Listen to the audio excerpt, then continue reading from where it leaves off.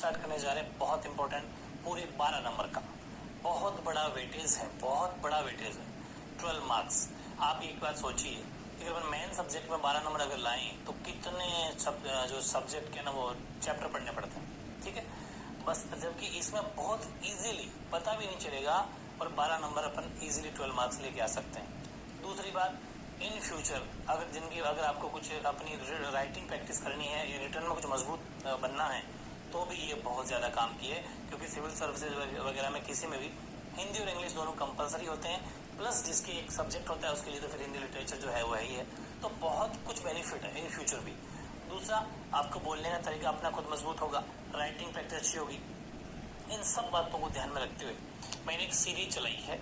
आज से स्टार्ट कर दी है। हो सकता है दिन में दो क्लास पे हो जाए इसकी, एक तो परमानेंट सब्जेक्ट की चलेगी प्लस एक इसकी चलेगी अपने, ठीक है। तो इसमें अपन क्या करेंगे कि 10 चैप्टर आपके इस बुक में है,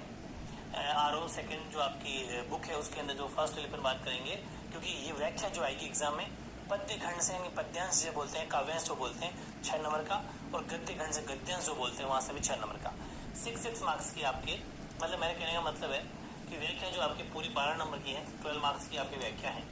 गद्य भाग 6 नंबर की, तो यहाँ आएगी 2 प्रश्न होंगे, दोनों में ऑप्शन होगा, विकल्प रहेंगे, ठीक है। कोई 2 क्वेश्चन रहेंगे, दोनों में से कोई एक करना है। वैसे इधर होगा 2 प्रश्न होंगे, मतलब उसमें भी आपको ऑप्शन रहेगा और उन ऑप्शन में से कोई एक आपको करना है, वो एक कर लोगे एक ही कर लोगे, दोनों 6 नंबर के हैं, 6 मार्क्स के आपके रहेंगे,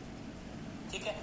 बात है कि टॉपिक 6 नंबर का है, 6 और 6 12 एक साथ 12 को साथ लेके चल रहे हैं, इसलिए 6 नंबर के में किस हिसाब से लिखना है वो मैंने पूरा एकदम आपको पूरा बना के फॉर्मेशन बना के दिया है। प्लस कि खूब सारी बातें ऐसी है जो नहीं लिखने की होती है, क्योंकि ये व्याख्या है,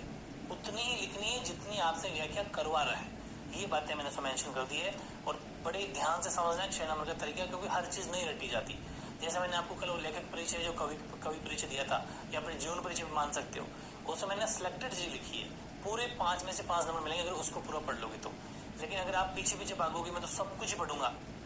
तो नहीं हो पाएगा, पॉसिबल नहीं है, हर चीज सारी याद नहीं करने की होती। सिलेक्टेड जैसे बुक्स वगैरह है, जो उनकी रचनाएं वगैरह है, वो सिलेक्टेड लिखनी है, वो फैक्चुअल चीज 2-3 लिखी जाती है,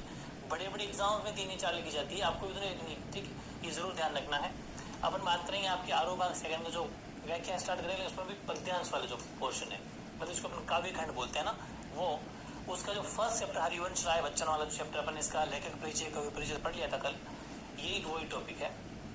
उनके द्वारा लिखी गई कविताएं हैं, उस पर अपन बात करेंगे। और इन 2 कविताएं लिखी थी, एक आत्म परिचय, पहले अपन फर्स्ट की बात करेंगे फिर सेकंड की बात करेंगे, दोनों अपन इसी क्लास में हो जाएगी, ठीक है। एक तो देखो अपनी आत्म परिचय है, और दूसरी जो अपनी रहेगी इनकी जो सेकंड है वो है इनकी, आई थिंक जो सेकंड जो कविता थी वो है गीत है दिल, हाँ ये रहा,